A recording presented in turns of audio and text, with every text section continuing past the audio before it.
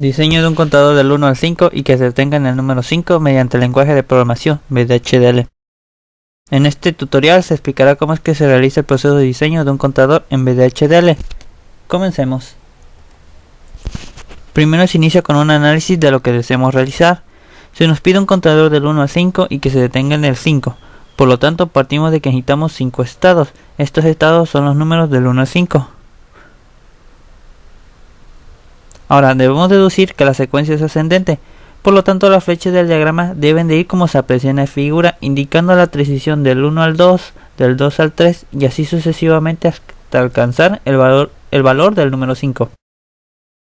Cuando se alcanza el estado del número 5, el contador debe detenerse, por lo tanto este valor no debe cambiar, y esto se expresa en el diagrama mediante la flecha de regreso que se ve al final. Ahora, cabe señalar que arriba de cada una de las flechas de transición está colocado en binario el número del estado siguiente. Esto nos ayudará más adelante a elaborar las tablas de estado. Bueno, se selecciona un tipo de flip-flop. Por simplicidad es seleccionar el tipo D y se determina que se requieren mínimo 3 bits para poder representar todos los estados que necesitamos. Esto es debido a que el número 5 en binario requiere la combinación 101 para ser representado, en la cual estoy utilizando 3 bits y por lo tanto necesito 3 bits para poder representar este contador adecuadamente. Representación gráfica o entidad. Esta parte es muy importante porque identificamos todas las entradas y salidas de nuestra entidad, o sea, de nuestro contador. Las entradas generalmente se colocan del lado izquierdo y las salidas del lado derecho. Esto ayudará más adelante a declararlo en el código VHDL. Como se puede apreciar, nuestro contador únicamente depende de una entrada, que es el ciclo de reloj.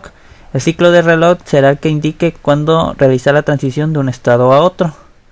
Y únicamente cuenta con 3 salidas, que estas salidas son los 3 bits que necesito para representar mis números del 1 al 5. Las tablas de estado. Las tablas de estado se inician con una tabla de estados presente, donde se colocarán todas las posibles combinaciones que puedo generar con los 3 bits que antes he deducido. Recordar que dado que necesito 3 bits, necesitaré 3 flip-flops y la salida de los flip-flops son los que me dan los estados presentes. Es decir, en esta tabla colocaré todas las combinaciones que puedo generar con 3 bits, o sea del 0 al 7 en binario. Una vez que tengo mi tabla de estados presentes, necesito una tabla para representar los estados futuros. Estos son los estados que quiero después de cada uno de los estados presentes. Por ejemplo, en el estado presente 1, yo quiero que el estado futuro sea el 2 en binario. En el estado presente 2 en binario, yo quiero que el estado futuro sea el 3 en binario. Esto se llena con la secuencia que hemos determinado en el anterior diagrama de estados, hasta llegar al estado 5. En el estado presente 5, mi estado futuro debe ser igual al estado presente, debido a que nuestro contador no debe de avanzar, o mejor dicho, debe detenerse en el número 5 y no avanzar. Por eso el estado futuro después del 5 debe ser el mismo 5. Cabe señalar que los estados presentes 0, 6 y 7 no forman parte de nuestro contador, por lo tanto no nos importa el estado futuro que corresponde y por lo tanto colocamos una X en sus estados futuros. Esto nos ayudará más adelante a simplificar funciones. Una vez que conocemos todos los estados futuros, lo siguiente es determinar qué se necesitan las entradas de los flip-flops para conseguir estos estados futuros. Como estamos utilizando flip-flops tipo D, lo que se requiere a la salida de cada uno de los flip-flops es lo mismo que se requiere a la entrada de flip-flop. Por lo tanto, la tabla de estados futuros debe ser idéntica a la de entradas flip-flops. Esto es fácil de entender si se pone atención a que si requiero un 0 a la salida de flip-flop A, por lo tanto debe haber un 0 en la entrada de flip-flop A. Si requiero un 1 a la salida de flip-flop B, entonces debe haber un 1 en la entrada de flip-flop B. La principal característica de flip-flop tipo D es que transmite el valor de entrada a la salida, por eso es que las tablas deben ser idénticas. Repetiré rápidamente este procedimiento ya que debe de quedar muy claro. En la tabla de estados presentes deben ir colocadas todas las combinaciones posibles que se pueden generar con los 3 bits.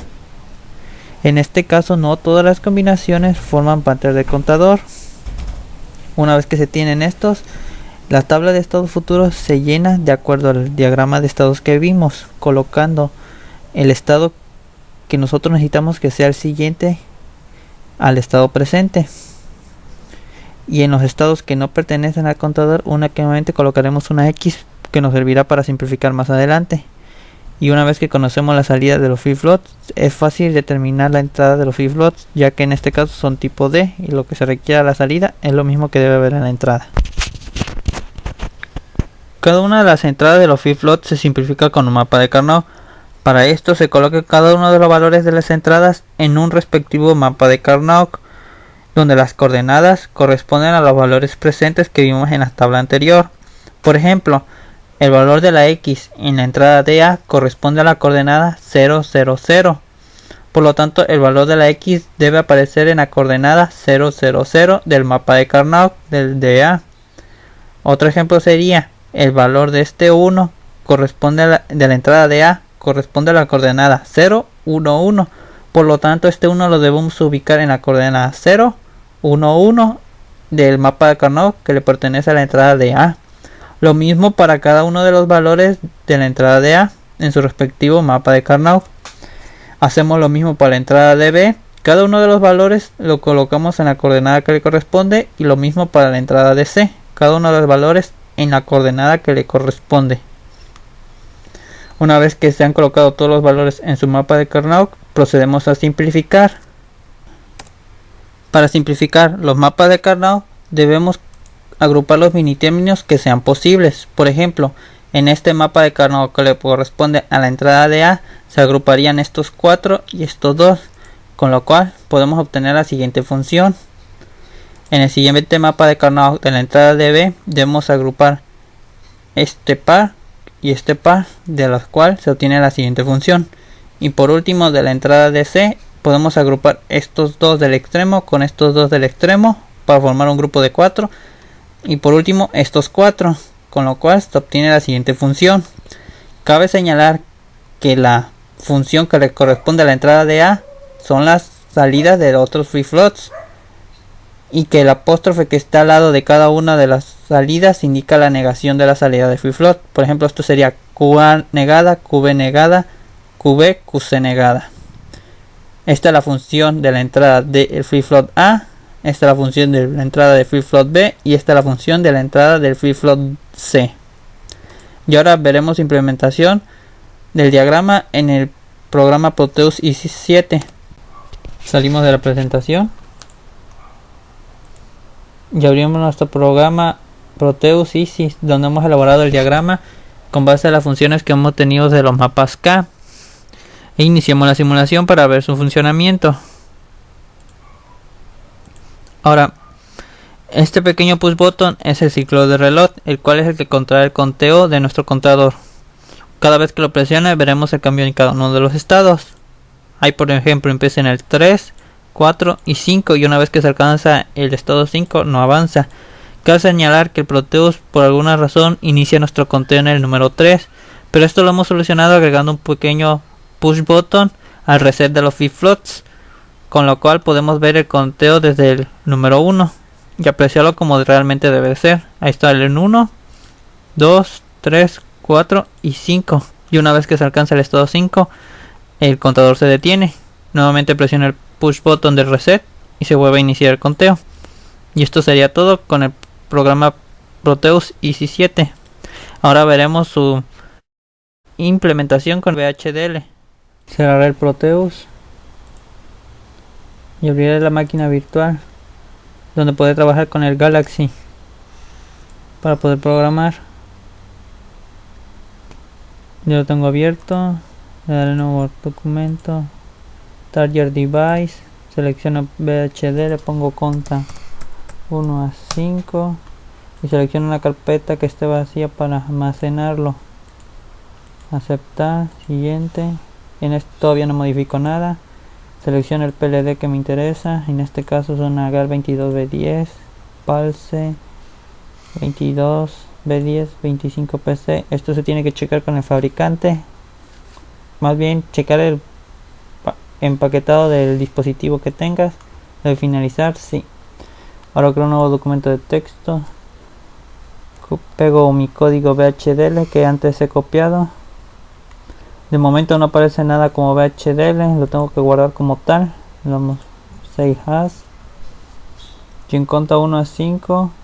Me verifico que es la carpeta en la que estoy guardando el proyecto. Lo guardo con el mismo nombre. Punto. Pero la extensión VHD. Una vez que hago esto, le aparecen en azul las letras reservadas del propio código. Tengo que agregarlo. Aquí aparece. Agrego los archivos al proyecto y listo. Ya forma parte de mi proyecto. Le daré compilar para ver que funcione correctamente. Y así es. Ahora explicaré la estructura del programa.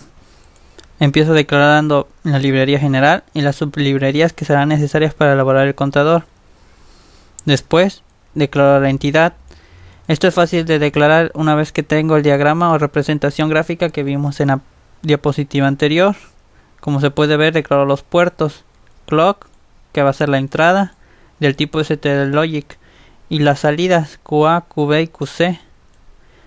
En este caso las he puesto como entradas y salidas y del tipo STLogic por comodidad. Y termina la declaración de la entidad. Ahora empieza la arquitectura, en la cual la arquitectura se va a llamar A-conta de nuestra entidad conta, que es el contador. Dentro de la arquitectura he declarado 5 estados, además de 2 señales, estado presente y estado futuro, del tipo estados. Ahora, el proceso comienza. Durante la arquitectura declaré 2 procesos, el proceso 1, que es este, y el proceso 2, que se encuentra más abajo. Empezaré explicando el proceso 1. En el proceso 1 depende del estado presente y las salidas QA, QB y QC. Y dentro del proceso he puesto un case, el cual es un condicional para el estado presente, en el cual cuando el estado presente sea 1, las salidas van a tener QA0, QB0 y QC1, lo cual es un 1 en binario. Y además he dicho que cuando sea el estado presente de 1, que el estado futuro sea de 2. Ahora, cuando el estado presente sea de 2, quiero que la QA tenga 0, QB1 y QC0. Esto es un 2 en binario. Y que el estado futuro sea de 3. Cuando el estado presente sea de 3, quiero ver un 3 en binario en las salidas, es decir, QA0, QB1 y QC1. Y el estado futuro que sea de 4, y así sucesivamente. En sí, este primer proceso nos permite declarar cuál va a ser la salida cuando sea el estado presente, además de que cuál va a ser el estado futuro de cada uno de los estados presentes. Y termina el case. Ahora, y el proceso 1. Ahora sí, el proceso 2 únicamente depende del clock y comienza con un condicional. Si el reloj tiene un 1 lógico, entonces el estado presente va a cambiar al estado futuro, y con esto termina la asignación de nuestros estados. Es decir, el primer proceso permite declarar qué voy a tener a la salida y cuál va a ser mi estado futuro. Y el segundo proceso permite controlar la transición entre cada uno de los estados. Aquí se puede ver que cuando el reloj sea uno lógico, entonces el estado presente se le va a asignar lo que tenga el estado futuro. Y en el anterior hemos dicho que cuando haya un estado presente, inmediatamente hay un estado futuro. Así comienza la transición. Llega un 1 lógico y el estado presente, por ejemplo, está en 1. Llega un 1 lógico, entonces si el estado presente era 1, había el estado futuro era de 2 y se asigna al estado presente. Y cuando ya hay una transición en el estado presente, ya cambia el case y tendrá una diferente salida, y así sucesivamente. Termina la condición y termina el proceso y termina la arquitectura. Y aquí se pueden ver las partes del archivo RPT. Estas son fundamentales. ¿Por qué? Porque permite ver la posición de los pines y las ecuaciones que dan vida a nuestro código. Lo cerraré de momento, le daré que sí.